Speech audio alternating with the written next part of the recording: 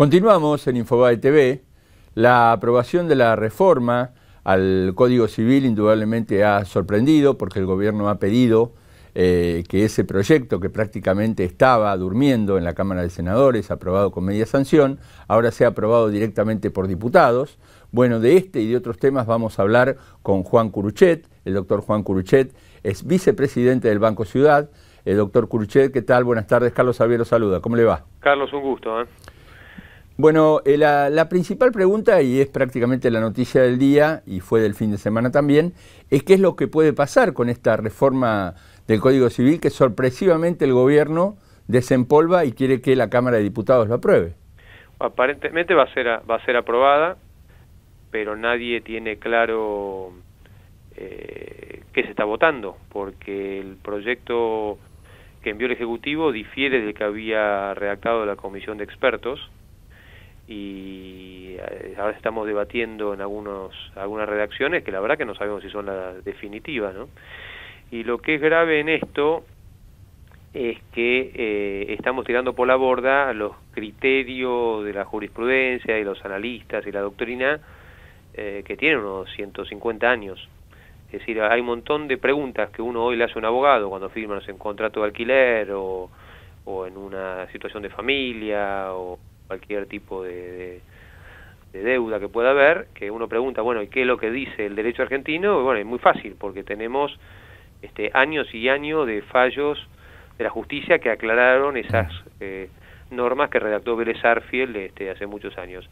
En cambio, todo esto ahora lo vamos a tirar a la basura, como si no sirviera para nada como criterio interpretativo, y reescribimos todo el derecho argentino, porque el Código Civil es la ley más importante de la República, después de la Constitución Nacional, naturalmente, es la ley que rige todas las relaciones entre particulares. Hoy, y ustedes lo han difundido, se generó una polémica pública por si se están en este código especificando las deudas en dólares. Hay un artículo, efectivamente, el 765, que dice que el deudor podrá liberarse dando el equivalente moneda a curso legal, así que da pie a la especificación. Quien hoy tenga una deuda, entonces, de $100, se libera dando el equivalente a pesos a 8,40 o 8,50, que es lo que sea la cotización oficial. Y por lo tanto, en términos reales o moneda dura, se libera del 75% de la deuda. Desde el oficialismo han dicho que para los contratos bancarios hay otra norma específica que dice otra cosa, pero la verdad es que la parte general del código, que rige las obligaciones, tiene esta posibilidad, que es liberarse entregando el equivalente en pesos. Juan, así que va a haber una enorme discusión y va a generar mucho ruido en la economía en el momento que ya hay muchas tensiones cambiarias. Esto va a meter más ruido, más incertidumbre, más inseguridad, y en definitiva va a ser más difícil llegar a acuerdos y a dinamizar la economía, ¿no? Acá, como lo estaba planteando, surge un interrogante muy interesante que tiene que ver con los depósitos en el sistema financiero. El sistema financiero tiene aproximadamente unos 8.500 millones de dólares de depósitos en dólares, y estas son obligaciones de los bancos con quienes depositaron ese dinero. Por lo tanto, queda ahí la pregunta de qué puede pasar con esto, porque esto también es una obligación y tiene que ver también me da la sensación, con todos estos interrogantes que está generando esta modificación del Código Civil. Sí, respecto a depósitos bancarios, como hay otra norma específica en el código que dice que se entregan en la misma moneda en que se recibieron, quizás no haya una innovación, pero hay un montón de contratos, por ejemplo en el agro, cuando el productor recibe insumos o semillas, muchas veces pacta la obligación de devolverlo en dólares o en equivalente en combustible y demás, y ahí se va a generar un gran desbarajuste, ¿no? O sea que está garantizado, digamos, que el banco no va a tener el volumen del 2001-2002, pero va a haber un montón de gente pretendiendo cancelar en pesos la deuda que contrajeron en dólares, ¿no? Curuchet. A nivel bancario no me queda claro, hay que interpretar, los dos artículos son contradictorios. Puede aceptarse la interpretación que, habiendo una regulación específica para contratos bancarios, esa prevalece sobre el concepto general. Pero, nuevamente, lo que hoy no está en discusión, lo ponemos en discusión, así que va a haber mucho trabajo para mis colegas abogados, evidentemente. Y yendo al resto, digamos, de las aristas que tiene esta modificación del Código Civil, ¿qué cree usted que es lo más complicado que tiene esta nueva ley que se puede aprobar? Bueno, es que depende de qué texto quedó. Algunos de los textos tenía una relativización de la propiedad privada que era muy preocupante. Esta idea de la función social de la propiedad como un chicle o un concepto muy genérico que da pie al poder político de turno a interpretarlo como quiera y por lo tanto condicionar al propietario. Y todos pensamos que a mí no me toca, que es para el de al lado, pero bueno, hasta que uno es propietario y después no maneja el precio de lo que alquila o le debe plata a alguien y recibe menos de lo que tiene de derecho, ¿no?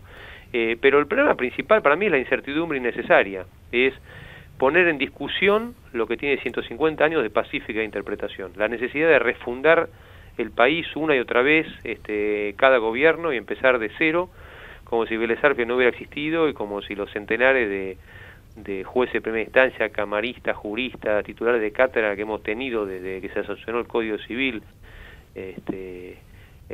allá por el 1870 y pico, como no tuvieran ninguna importancia. Y en realidad las normas van evolucionando, es natural que se reformen, pero acá estamos haciendo tabla rasa y empezando de cero en algo que sospecho la mayoría de los que lo van a votar no lo leyeron, y que todos los que estudiamos Derecho en algún momento vamos a tener que volver a la facultad a estudiar de vuelta, ¿no? Lo cual quizás es sano, pero no deja de ser traumático.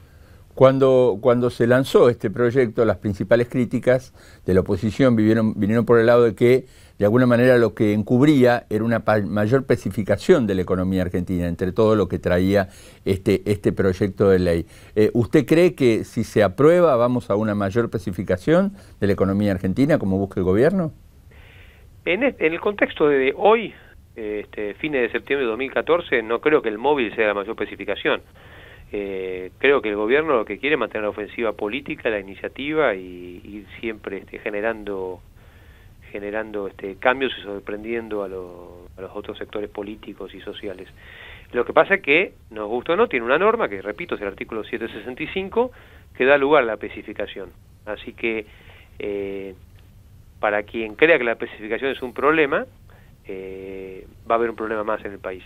Yo creo que es un error de concepto esta reforma en materia de moneda extranjera, porque el problema principal no es qué pasa con el dólar y la obligaciones del dólar. El problema principal es que tenemos un Estado argentino con este gobierno y muchas veces con gobiernos anteriores que se ha dedicado a destruir el peso. Entonces estamos discutiendo esto porque nosotros no respetamos el peso. Mi hija de 13 años ya lo tiene claro. Cuando a veces me pide plata para algo, ahora se acostumbró a que cada tanto me pide más que de costumbre.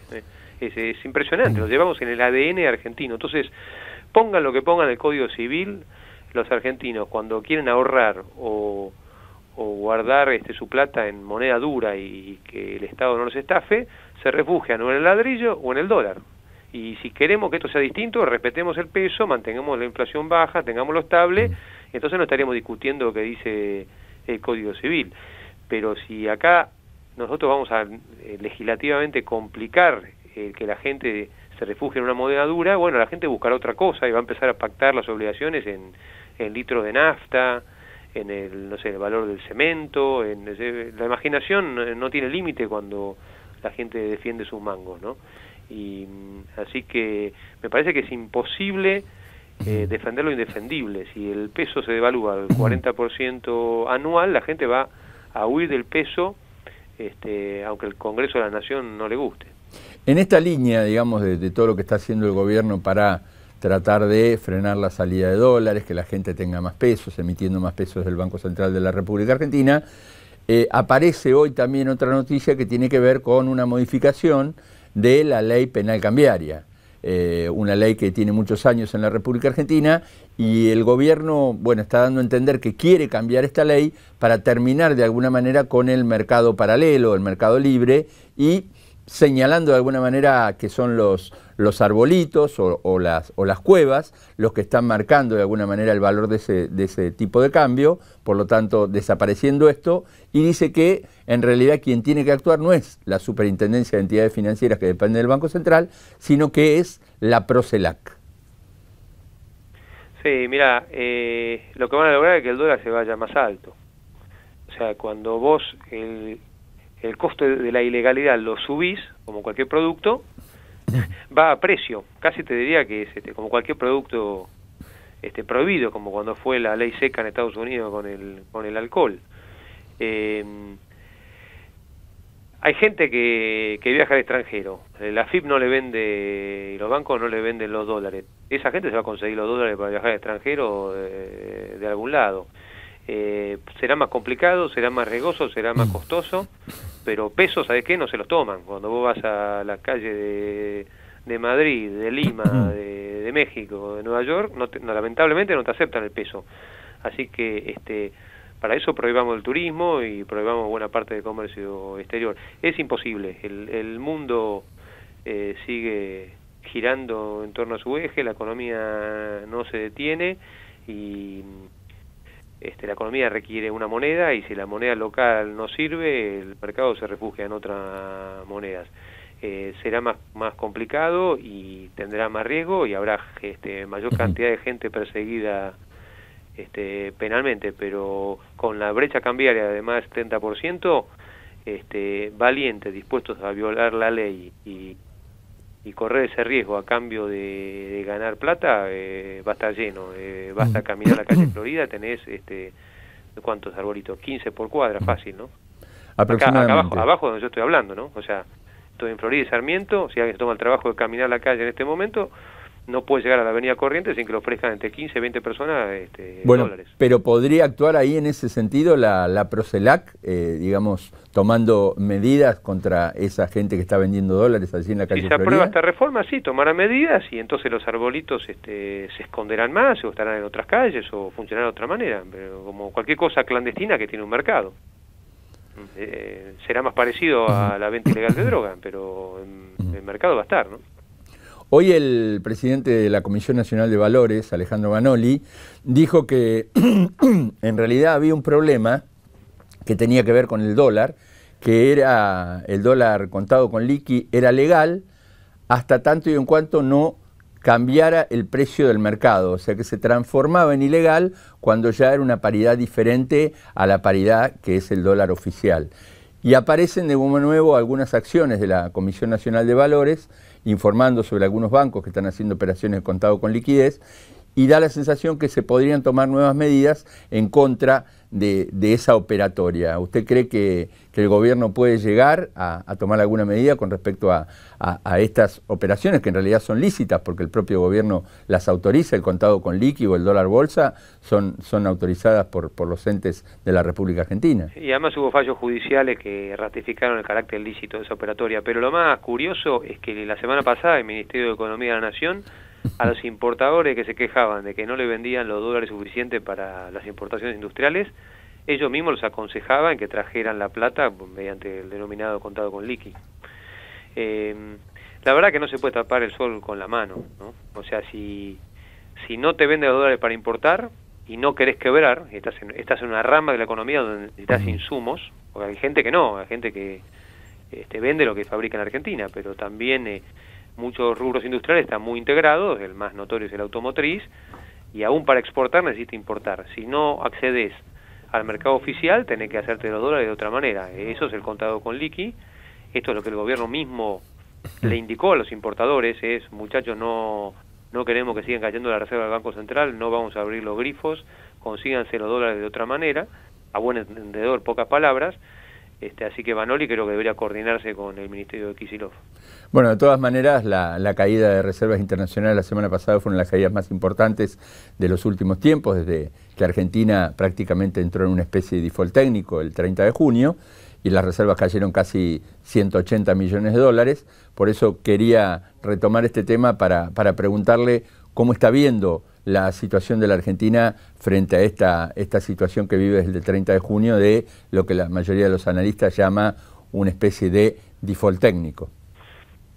Mira, creo que el gobierno subestimó los costos del default selectivo, lo llamo yo, pensando que como estaba acotado a un grupo de bonistas y a una emisión particular, pagadera en Nueva York, no iba a tener ramificaciones. Pero si vos ves lo que ha sido la caída del crédito en el sistema bancario formal en Argentina, ya es superior a lo que había que pagarle a los holdouts.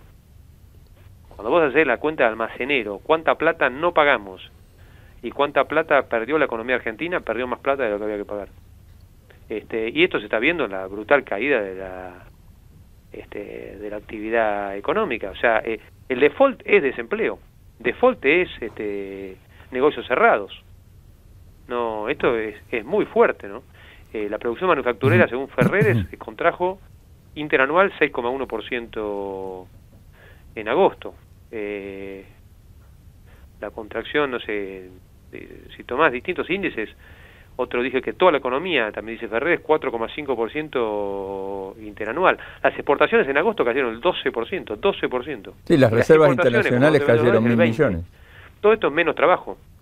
Ayer me fui a la noche a un bar, en la esquina dando la vuelta para llegar ahí en Palermo, había una concesionaria, está cerrada. Me preguntaba cuánta gente perdió el trabajo porque cerró esa concesionaria.